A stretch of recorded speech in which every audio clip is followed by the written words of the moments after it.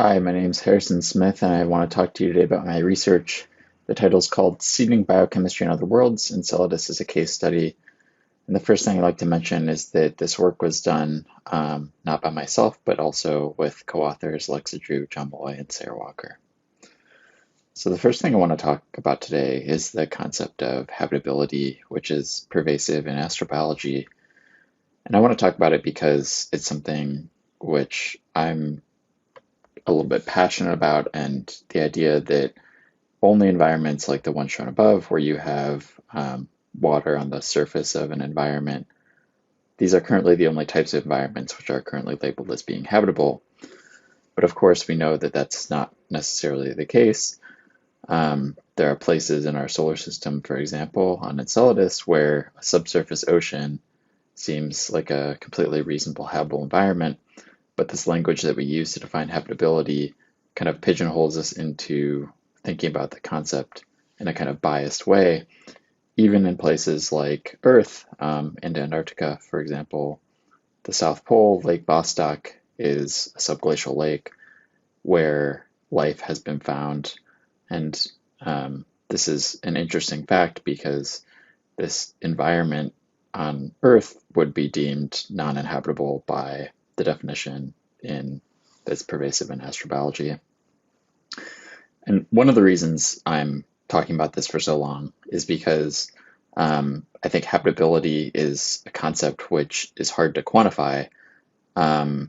It's kind of specific to the environmental context, and you remove the concept of individual organisms or types of life when you talk about habitability.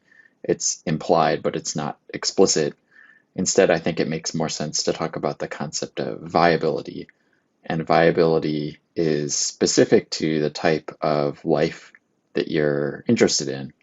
So you can actually quantify whether or not a particular type of organism or a particular type of life is viable in a given environment. And it's a little bit more rigidly explorable scientifically than the concept of habitability, which is at some levels intentionally vague. So the question that I have is kind of how can we predict if Earth life can be viable on other planets? And I'm going to list a kind of set of features that it'd be nice to have when we want to test this question. And they're going to be biased by the fact that I'm a computational astrobiologist. So ideally, if we want to predict if Earth life is viable on other planets, we don't have to require growing anything in the lab. It's more easily scalable to ask this question this way. It'd be nice to vary kind of the big unknowns, so things like catalytic properties of organisms, basically the reactions which are catalyzed by the enzymes encoded in the organism's genomes. It'd be nice to be able to vary the growth or sustainability requirements of organisms as we learn more about those things.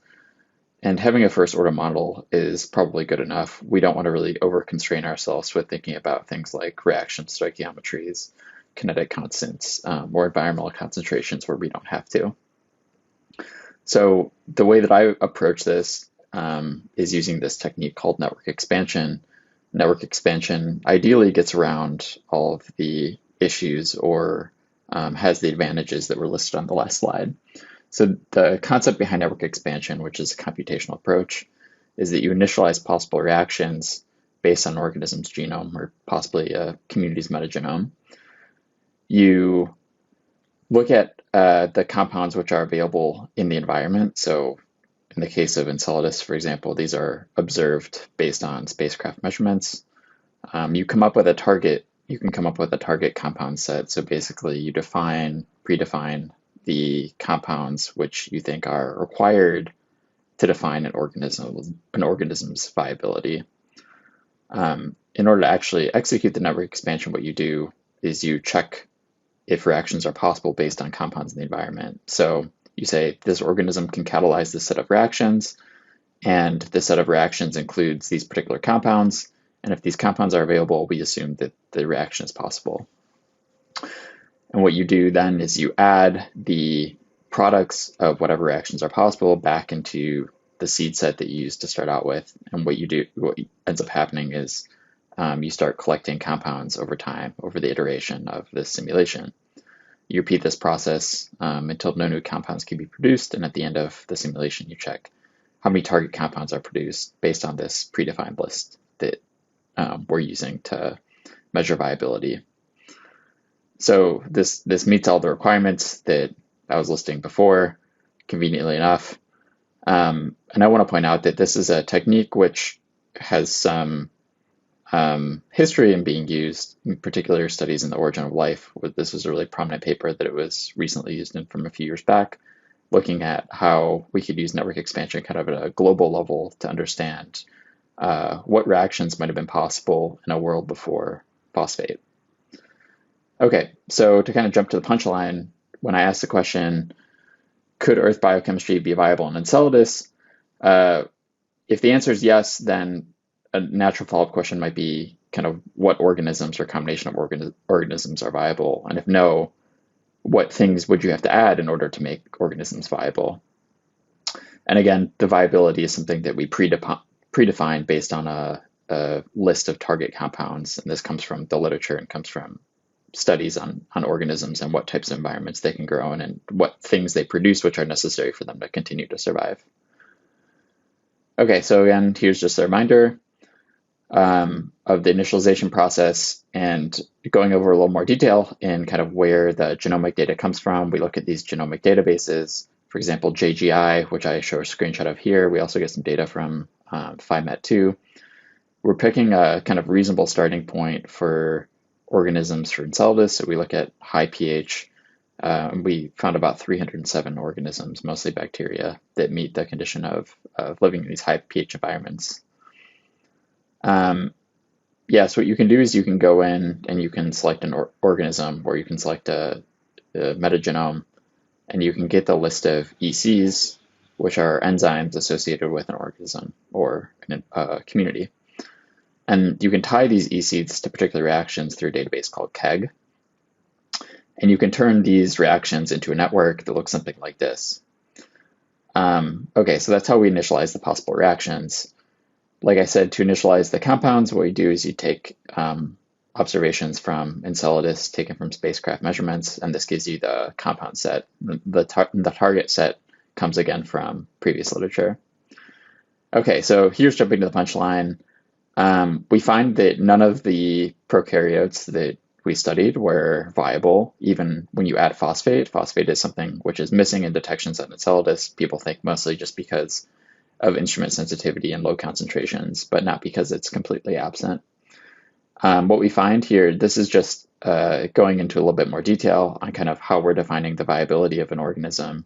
So certain organisms don't have all of these 65 global target compounds that they could possibly produce in their metabolic network. And so instead, what we do is we don't penalize the organism for not having the possibility to produce those compounds based on the reactions that are coded for through the proteins that are coded for in the genome. Instead, what we do is we take the overlapping list of all the compounds which an organism could possibly produce with that target list. And so, for example, this bacteria here, its goal is producing 60 target compounds, not the 65, because 65 in full aren't possible. Same example here is the other extreme. So there's archaea that only overlap with 32 of these 65 target compounds. And if it can produce all 32 of these target compounds, we say that it's 100% viable. So then the next follow-up question becomes, what compounds would be necessary to enhance organismal viability? If you could add particular compounds to the environment in Enceladus, could you generate environments which allow these organisms to be viable? So what we do here is we generate what are called irreducible compound seed sets for each organism.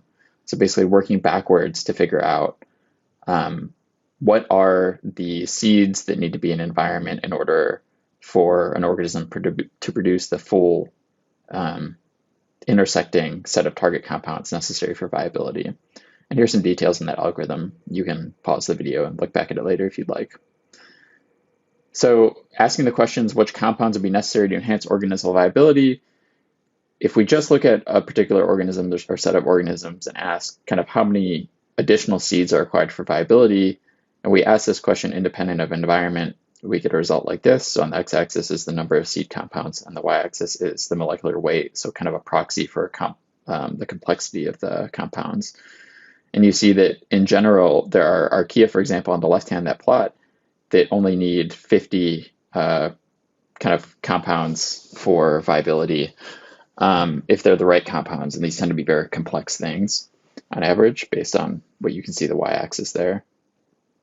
And the vertical dashed line is the just number of compounds which are observed in the environment on Enceladus that were incorporated into our seed set. And so you can also rank this plot by not looking at the seed sets with the fewest number of compounds, but instead looking at seed sets with lowest mean molecular weight. So if we want to kind of bias our results for simpler things, you notice that now the left-hand side of the plot, the archaea, which requires the fewest number of seeds, is actually 18 instead of 15, because here we're looking specifically at things that are less complex. Maybe a more relevant question, though, is to ask, based on what we already know on Enceladus, what additional compounds would you need to add to the environment? So not thinking environmentally agnostically, but thinking particular to the environment that we're interested in here. So what are the seed sets with the fewest compounds? How many seeds do we need to add to those environments? And we see that you have to add a minimum of 7 seeds for some bacteria, but the average tends to be something more like adding about 17 seeds. And we can make the same plot where instead of looking at the seed sets which produce viability for the fewest number of compounds, instead looking at kind of the least complex environments that produce viability in different organisms. And you see that these require slightly more compounds. And so kind of the takeaway is, for viability, you can get away with fewer compounds, which are more complex, or much larger number of simpler compounds, and it depends kind of what your constraints are going into things.